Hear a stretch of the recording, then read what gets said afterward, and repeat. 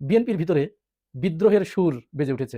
BNP নির্বাচনের পরে জয়লাভ করে বিপুল সংখ্যাগরিষ্ঠতা লাভ করার পরে তারা মনে হচ্ছে শেখ হাসিনা তো আর কি রকম গতিতে স্বৈরাচারের পথে হেঁটেছিল, তার থেকেও মনে হচ্ছে বেশ কয়েক গুণ গতি সম্পূর্ণ হয়ে এবং দুর্বার গতিতে তারা একনায়কতন্ত্রের দিকে, স্বৈরাতন্ত্রের দিকে তারা এগিয়ে যাচ্ছে। জামাত ইসলামীর রাজনীতিতে নতুন একটি সংস্করণ দৃশ্যপটে এসেছে, অসাধারণ। একে একে ইতিহাসের সবগুলো মাইলফলক স্পর্শ করছে জামাত ইসলামী। এভাবেই সবকিছুতে পারফেকশন অর্জন করে জামাত ইসলামী রাষ্ট্র ক্ষমতায় যাবে এবং ক্ষমতা দিয়ে যাচ্ছে।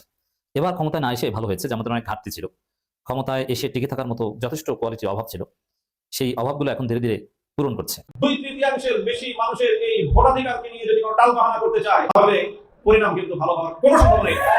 কাজেই জনগণের মতামতকে, জনগণের রায়কে হাইকোর্ট দেখাবেন, এই বাঙালির হাইকোর্ট দেখানোর দিন কিন্তু শেষ। বাঙালিকে হাইকোর্ট দেখাইতে জানেন না, তাহলে বাঙালি কিন্তু আপনাকে রাজপথ দেখায়। গভীর রাতে একটা খবর সামনে এসেছে। সেই খবরটা হচ্ছে আজকে সকালে এনসিপির সঙ্গে পল কাপুরের বৈঠক ছিল, সেই বৈঠকটা বাতিল হয়ে গেছে। কেন বাতিল হলো, কেন এই বৈঠকটা হচ্ছে না কিংবা হলো না, সেটা মার্কিন কর্তৃপক্ষ চায়নি নাকি এনসিপি বৈঠক করতে চায়নি? মুফতি আমির হামজার কথাটাতে যুক্তি আছে যে এ দেশটাকে ঠিক করা যাচ্ছে না আমলাদের জন্য। আমলারা চায় না আমরা ভালো কাজ করি, আমলারাই দেশটাকে সবসময় একের পর এক খারাপ যাওয়ার জন্য, তারা সুপরিকল্পিতভাবে ঘুষ দুর্নীতি করার জন্য দেশে ভালো মানুষকে কাজ করতে দেয় না। মনে রাখবেন, সংখ্যাগরিষ্ঠতার জয় যদি আবার ফ্যাসিবাদের মতো এই বিপুল গণভোটে হার জয়যুক্ত হওয়ার পরে জুলাইয়ের রক্তের সাথে বেইমানি করে জুলাই সনদের ভিত্তিতে নতুন বাংলাদেশে বিদ্যমান রাষ্ট্র সংস্কার করে নতুন রাষ্ট্রের কাঠামো তৈরি করা না হয়, আরেকটি জুলাইয়ের তৈরি হবে কিন্তু বলে দেন। আসসালামু আলাইকুম রহমতুল্লাহ। আজকের গুরুত্বপূর্ণ সংবাদে আপনাদের স্বাগতম। ভিডিও শুরুতেই বুঝতে পেরেছেন আজকের বিষয়টি অত্যন্ত গুরুত্বপূর্ণ ও সময়োপযোগী, তাই অনুরোধ থাকবে ভিডিওটি না টেনে শুরু থেকে শেষ পর্যন্ত মনোযোগ সহকারে দেখবেন। যারা এখন আমাদের চ্যানেলটি সাবস্ক্রাইব করেননি তারা চ্যানেলটি সাবস্ক্রাইব করে পাশে থাকা বেল আইকনটি অন করে রাখুন, যেন সবার আগে সর্বশেষ ও নির্ভরযোগ্য সংবাদ পেয়ে যান। যারা ইতিমধ্যে আমাদের চ্যানেলটি সাবস্ক্রাইব করেছেন তাদেরকে অসংখ্য ধন্যবাদ। দর্শক, চলুন কথা না বাড়িয়ে ভিডিওতে একটি লাইক দিয়ে ভিডিওর মূল বিস্তারিত অংশ দেখে আসি। বিএনপির ভিতরে বিদ্রোহের সুর বেজে উঠেছে এবং বিএনপির যারা ত্যাগী নেতা, যারা জুলাই গণঅভ্যুত্থানের সময়ে এবং জুলাই গণঅভ্যুত্থানের পরে নির্বাচনের ডামাডোল যখন বেজে উঠেছে, সেই সময়ে বিএনপির যারা অলিগার্ক ছিল, যারা বিএনপির পক্ষে সমস্ত বয়ান উৎপাদন করেছে, তাদের রাজনৈতিক বয়ান উৎপাদন করেছে, তাদের সাংস্কৃতিক বয়ান উৎপাদন করেছে, তাদের অর্থনৈতিক বয়ান উৎপাদন করেছে, এই মানুষগুলোর ভিতরে সম্প্রতি বেশ উদ্বেগ, উৎকণ্ঠা এবং বিদ্রোহের একটা আলামত দেখা যাচ্ছে। এটা নিঃসন্দেহে বিএনপির জন্য অশনি সংকেত। আমরা বারবার বিএনপিকে সতর্ক করে আসছি, বিএনপি কিন্তু মোটেই আমাদের শত্রু নয়। আমরা জুলাই গণঅভ্যুত্থানের পরে এবং বিগত 17 বছর যখন বিএনপি এবং জামাত শেখ হাসিনার স্বৈরা শাসনের জাতাকলে পিষ্ট হয়েছে এবং অবর্ণনীয় দুঃখ কষ্ট ভোগ করেছে, তারা যে জুলুমের শিকার হয়েছে, এই জুলুমের কারণে বিএনপি এবং জামাত উভয়ের প্রতি আমাদের একটা সফট কর্নার তৈরি হয়েছিল। কিন্তু সেই বিএনপি নির্বাচনের পরে জয়লাভ করে বিপুল সংখ্যাগরিষ্ঠতা লাভ করার পরে তারা মনে হচ্ছে শেখ হাসিনা তো আর কি রকম গতিতে স্বৈরাচারের পথে হেঁটেছিল, তার থেকেও মনে হচ্ছে বেশ কয়েক গুণ গতি সম্পূর্ণ হয়ে এবং দুর্বার গতিতে তারা একনায়কতন্ত্রের দিকে, স্বৈরাতন্ত্রের দিকে তারা এগিয়ে যাচ্ছে। আর এটি আজ করতে পারেন যারা রাষ্ট্রবিজ্ঞানী, যারা রাষ্ট্র বিশ্লেষক, যারা রাজনীতি বিশ্লেষক, তারা বুঝতে পারেন। বিএনপি শহীদ প্রেসিডেন্ট জিয়াউর রহমান এবং দেশমাতা বেগম খালেদা জিয়ার আদর্শে এখন আর বিশ্বাস করে না, তারা সেই চিন্তা চেতনা লালন করে না। এই বিএনপির ভিতরে ছাত্রলীগ, যুবলীগ, আওয়ামী লীগ, স্বেচ্ছাসেবক লীগ, পতিত স্বৈরাচারের সকল সেগমেন্ট বিএনপির ভিতরে এসে ভর করেছে। তারই ধারাবাহিকতায় বিএনপি ক্ষমতায় আসার মাত্র 15 দিন হলো ক্ষমতায় আসছে। আজ আমি যখন এই ভিডিও করছি, তারা মন্ত্রী পরিষদ গঠন করেছে, সরকার গঠন করেছে। এই সরকার গঠন হবার পরে অন্তত 50টি লাশ তারা উপহার দিয়েছে। 50টি, আমি দিয়ে দিচ্ছি রেকর্ড। আর ধর্ষণের কথা তো বলবোই না। কখনো দাদির কাছ থেকে নাতিকে কেড়ে নিয়ে ধর্ষণ করা হয়েছে, বাবার কাছ থেকে মেয়েকে কেড়ে নিয়ে ধর্ষণ করা হয়েছে। এরকম অহরহ ঘটনা আমাদের চোখের সামনে ভাসছে। আর চাঁদাবাজি, ছিনতাই, দুর্নীতি, লুটপাট, এগুলোর কথা তো বলবোই না। এই যখন অবস্থা, তখন আমাদের স্বরাষ্ট্রমন্ত্রী সালাউদ্দিন আহমেদের কাছে সাংবাদিকেরা চাঁদাবাজি সম্পর্কে প্রশ্ন করেছিল। চাঁদাবাজি সম্পর্কে প্রশ্ন করার সাথে সাথে মাননীয় স্বরাষ্ট্রমন্ত্রীর অবস্থাটা দেখুন। তাদেরকে চিহ্নিত করে আইনের আওতায় নিয়ে আসেন, আইন শৃঙ্খলা বাহিনীর হাতে তাদেরকে সুপর্দ করেন, কিন্তু কোনো অভিযোগ ঢালাও ভাবে করলে তো তার জবাব দেওয়া যায় না। তিনি কোনো প্রশ্নের উত্তর না দিয়েই দাঁড়িয়ে গেলেন, উঠে পড়লেন যে আপনারা যদি উদ্দেশ্য প্রণোদিতভাবে কমপ্লেইনের সুরে যদি প্রশ্ন করেন তাহলে এই প্রশ্নের কোনো জবাব আমরা দিতে পারি না। তিনি বলছেন যারা চাঁদাবাজি করছে তাদেরকে ধরে আইনের আশ্রয় দিয়ে দেন। আইনের আশ্রয় কে দেবে? এই দায়িত্ব কি অন্য কারো? সাংবাদিকদের কাজ তো আপনাকে নোটিশ করা, তারা আপনাকে নোটিশ করছে।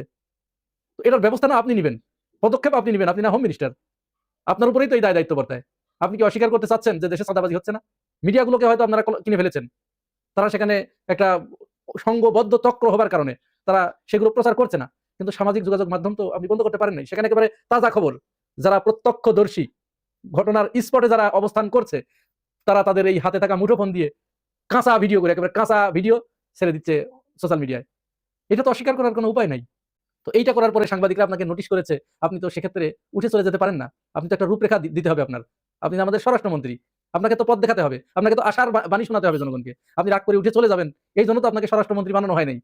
এরপরে এলিট সমাজ যারা, তারা খেপেছে যে কারণে বিএনপি দ্বিতীয় যে ভুলটি করেছে, জুলাই সনদকে তারা না করে দিচ্ছে, একেবারে নাকচ করে দিচ্ছে।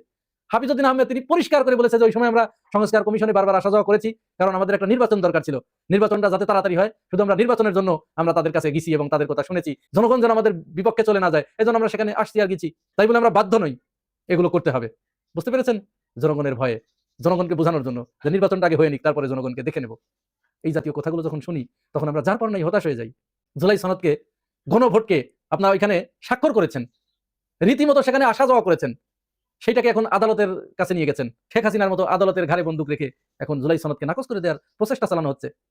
অথচ দেখুন তো কি বলছে এই সংস্কার কমিশনের যারা দায়িত্বে ছিল, তারা কি বলছে শুনুন তো একটু। লিখিত অঙ্গীকার করেছে যে জুলাই সনদে যা কিছু আছে তারা পরিপূর্ণভাবে বাস্তবায়ন করবে, পরিপূর্ণভাবে বাস্তবায়ন করে সুস্পষ্ট অঙ্গীকার। এবং শুধু তাই নয়, তারা এই জুলাই সনদটাকে তারা সংবিধানের অংশ করবে, সংবিধানে এটা তফসিল হিসেবে অন্তর্ভুক্ত হবে এবং অন্য কোনোভাবে অন্তর্ভুক্ত হবে। আর দ্বিতীয়ত তারা কোনো আদালতে এটা নিয়ে প্রশ্ন তুলবে না, যদিও অন্যান্য নাগরিকরা তুলতে পারে। সুতরাং বিএনপি তো বাধ্য জুলাই সনদ বাস্তবায়ন করতে, তারা তো প্রতিশ্রুতি দিয়েছে। আমরা শুধু জামাত ইসলামকেই মুনাফেক বলতে শুনি। তাহলে এটা কি খুব ইমানদারির লক্ষণ? আপনি জনগণের সাথে আগে যে প্রতিশ্রুতি দিয়েছেন, স্বাক্ষর করেছেন, সেটা বেমালুম ভুলে যাচ্ছেন, এটা কি ইমানদারির লক্ষণ? এরপরে কি করা হলো? যারা দুর্নীতির বিরুদ্ধে যে সমস্ত আমলারা, কঠিন বিদ্রোহ, সৎ অকুতভয়, এই সমস্ত মানুষদেরকে সাথে সাথে একেবারে 15 দিনের ভিতরে তাদেরকে পদ থেকে সরিয়ে দেওয়া হলো। নাম্বার 1-এ দেওয়া হলো কাকে? দুর্নীতি দমন কমিশনের যিনি চেয়ারম্যান ছিলেন আব্দুল মোমেন, তাকে সরিয়ে দেওয়া হলো এবং তিনি সহ তার কমিশনকে সরিয়ে দেওয়া হলো। কারণ এই দুর্নীতি দমন কমিশনের চেয়ারম্যান, আমরা যতটুকু জানতে পেরেছি, তিনি প্রচন্ড অনেস্ট ছিলেন এবং তিনি নির্বাচনের আগে একটি ঘোষণা দিয়েছিলেন যে যারা চাঁদাবাজ, যারা দুর্নীতিবাজ, তাদেরকে আপনারা ভোট দিবেন না। এতেই তার কপাল পুড়েছে। এই যে কাজটি করলেন, এই কাজটি করার কারণেই কিন্তু জিয়া হাসান, যিনি বিএনপির পক্ষ হয়ে পিনাকি এবং ইলিয়াসকে ধুয়ে দিয়েছে, সমালোচনা করেছে, বিএনপির পক্ষে বয়ান উৎপাদন করেছে, সেই জিয়া হাসান দেখুন তিনি কি বলেছেন। তিনি বলছেন আওয়ামী লীগ 5 বছর ধরে যে প্রতিষ্ঠানগুলোকে গণতন্ত্রহীন এবং দলীয়করণ করেছিল, বিএনপি মাত্র 15 দিনেই সেই জায়গায় পৌঁছে গেছে। জিয়া হাসান বলেছে। ছাত্র দলের এক নেতা তিনি বলেছেন, জুলাই গণ অভ্যুত্থান নিয়ে বলেছেন, জুলাই সনদ নিয়ে বলেছেন যে এইটা আমাদেরকে চরম খেসারত দিতে হবে এর জন্য।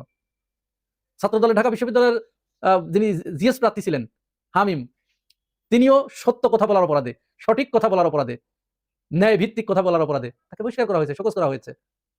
শুধু তাই নয়, কুষ্টিয়ার ডিসি ইকবাল হোসেন, তিনি কুষ্টিয়া অঞ্চলে মাত্র 3.5 মাস ছিলেন।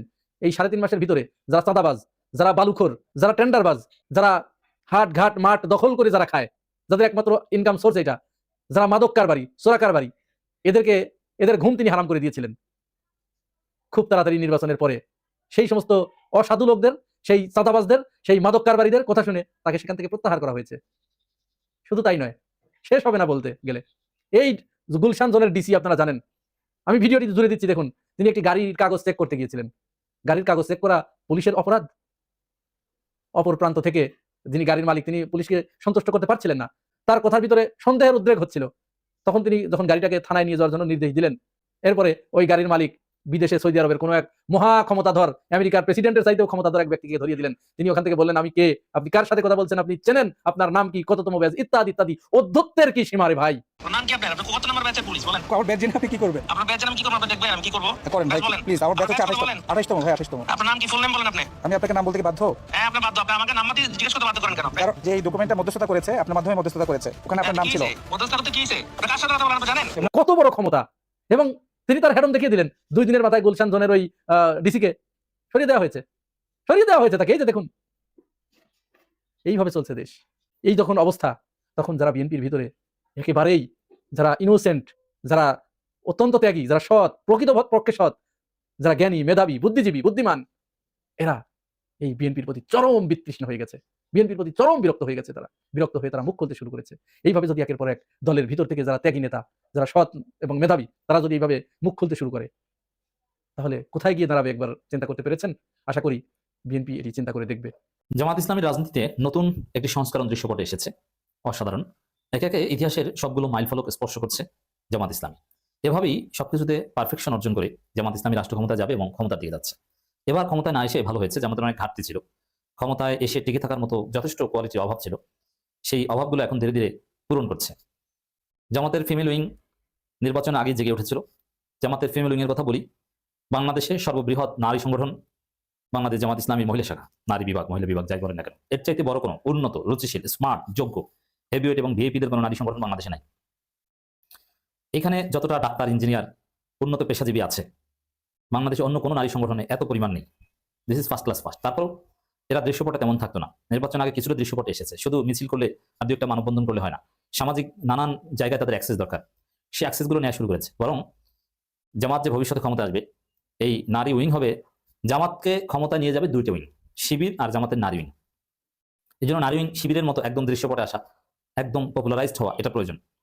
এবারে নির্বাচনে আমি দেখেছি অনেক অগ্রগতি হয়েছে, তারপরেও অনেক শিক্ষিত নারী, যদিও এগুলোকে আমি গর্ধব বলি, গাধা, এক শিক্ষিত নারী বলছেন যে জামাত যাতে ক্ষমতায় না আসতে পারে আল্লাহ আল্লাহ করেছে। যে কেন আল্লাহ করেছেন? তাহলে তো মাথায় কাপড় দিয়ে চলতে হবে, তাও আবার মুখ ঢেকে চলতে হবে, নইলে বিএনপি চাঁদাবাজ, খারাপ, এগুলো সব ঠিক আছে, এগুলো স্বীকার করে সে, জামাতের লোকজন ভালো তাও স্বীকার করে, কিন্তু ওই যে মাথা কাপড় দিয়ে চলতে হবে আর মুখ ঢেকে চলতে হবে, এই কারণে জামাত ক্ষমতায় না এসে সে অনেক না আসতে পারে, অনেক খুশি, এবং সে বিএনপিকে ভোট দিয়েছে। এই উচ্চশিক্ষিত মাস্টার্স পাশে একজন নারী। তো আমি তাকে বোঝালাম যে আপনি কোন জগতে আছেন, মাস্টার্স পাস করেছেন কি ঘাস খেয়ে? এতটুকু বোঝেন না যে রাষ্ট্র বা ক্ষমতাসীন কোন গোষ্ঠী কারো ওড়নার সাইজ ঠিক করে দিতে পারে, কারো পোশাক ঠিক করে দিতে পারে? ইটস ইম্পসিবল এই বর্তমান যুগে। আপনি কি পোশাক পরবেন, ইটস আপ টু ইউ, আপনার রুচি।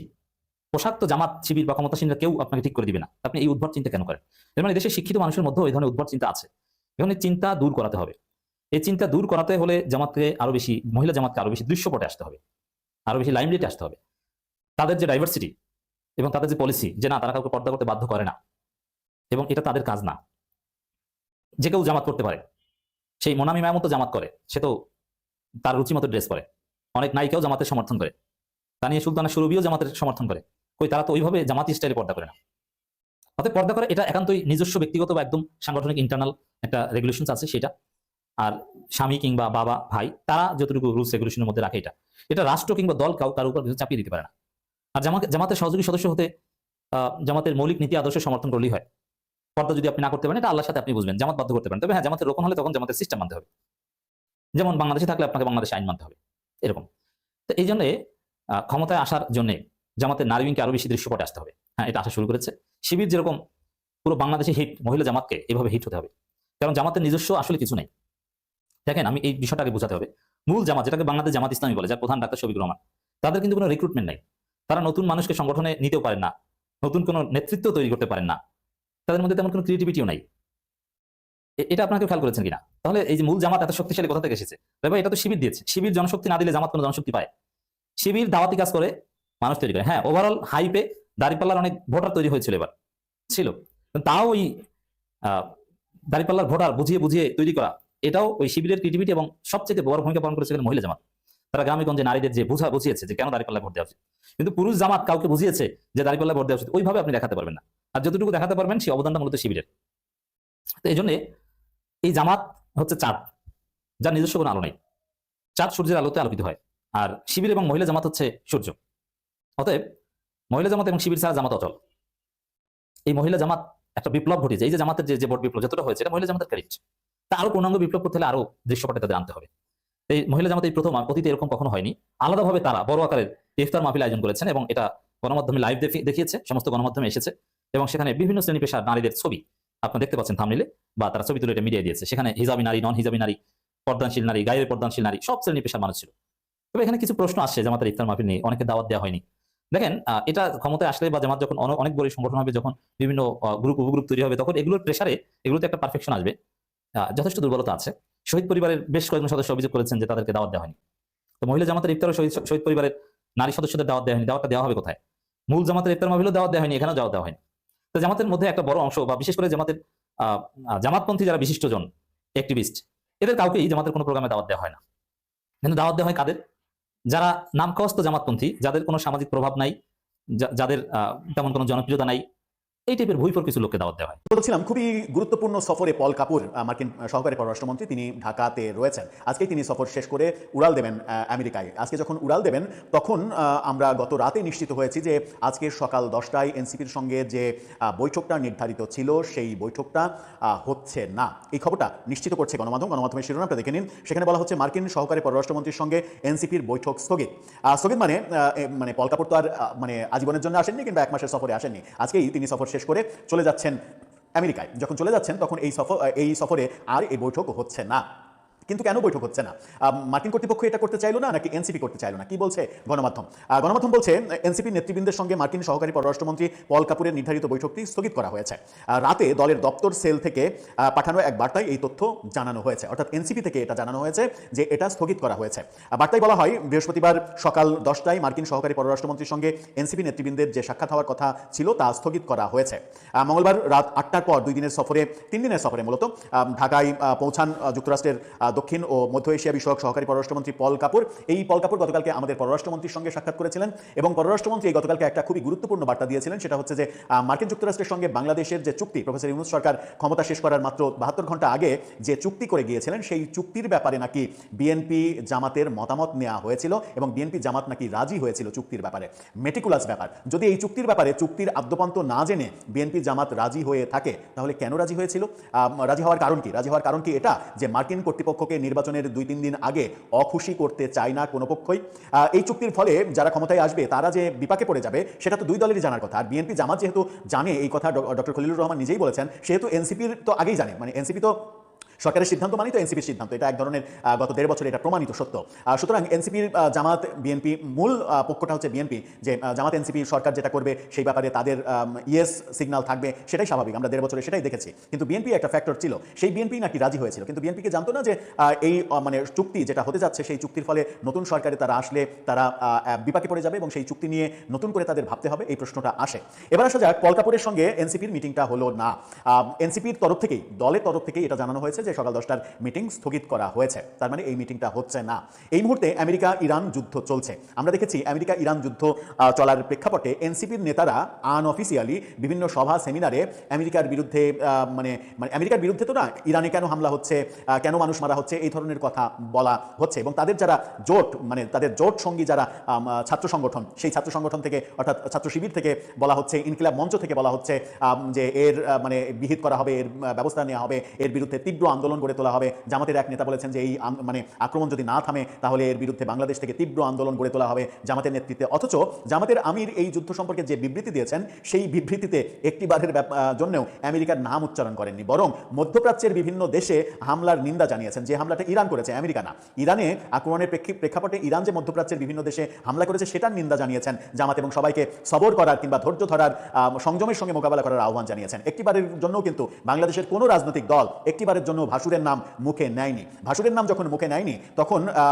ভাসুরের যখন প্রতিনিধি এসেছে তখন এই প্রতিনিধির সঙ্গে বৈঠক না হওয়া কি সিগন্যাল দেয়? তারা কি ইচ্ছাকৃত এই বৈঠকটা করতে চাইলো না, নাকি মার্কিন কর্তৃপক্ষ থেকেই এই অবজারভেশনটা তুলে ধরেছে পল কাপুরের কাছে যে গত কয়েকদিনে ইরান যুদ্ধকে কেন্দ্র করে এই এনসিপি সহ বিভিন্ন ছাত্র সংগঠনের যে অবস্থান, সেই অবস্থানটা অনেকটা আমেরিকা বিরোধী অবস্থান। খুবই স্বাভাবিক, আমেরিকা বিরোধী অবস্থানই তো হওয়ার কথা। জামাতের পক্ষ থেকেও তো আমেরিকা বিরোধী অবস্থান স্পষ্ট করা উচিত ছিল যে ইরানে আক্রমণ কোনোভাবেই মেনে নিই না। তাহলে বোঝা যেত যে এতদিন যে বিভিন্ন গাজার হামলা টামলা নিয়ে যে বাংলাদেশে মিছিল হয়েছে, যে ব্যাপারগুলো হয়েছে, সেগুলো মানে এক ধরনের বৈধতা পেত যে আমরা মুসলিম বিশ্বের জন্য সবাই সবসময় সদা প্রস্তুত, সদা জাগ্রত, আমরা যুদ্ধ করতেও প্রস্তুত। কিন্তু মজার ব্যাপার হচ্ছে যে সকল গোষ্ঠী বাংলাদেশে আজীবন শিয়া সম্প্রদায়কে অমুসলিম ঘোষণার দাবি জানিয়ে এসেছে, তারাই অনেক বেশি মানে ডিরেক্টলি হোক ইনডাইরেক্টলি হোক সোচ্চার হওয়ার এক ধরনের প্রক্রিয়ার মধ্যে রয়েছে ইরানে হামলার প্রেক্ষাপটে।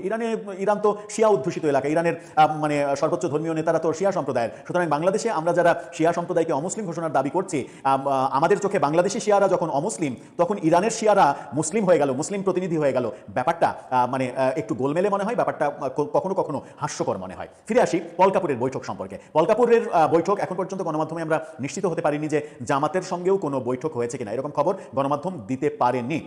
হয়তো হয়েছে, হওয়ার কথা। আমরা তার সফর শুরুর আগে শুনেছিলাম যে জামাত, এনসিপি, বিএনপি তো বটেই, বিএনপি যেহেতু ক্ষমতাসীন দল, তাদের সঙ্গেও বৈঠক হবে, এমনকি আওয়ামী লীগের নেতাদের সঙ্গেও বৈঠক হবে ভার্চুয়ালি, কিন্তু এনসিপির সঙ্গে বৈঠক হলো না। পেছনের কারণটা কি? বৈঠকটা কি এনসিপি করলো না, নাকি শেষ মুহূর্তে আমেরিকাই বৈঠকটা বাতিল করলো?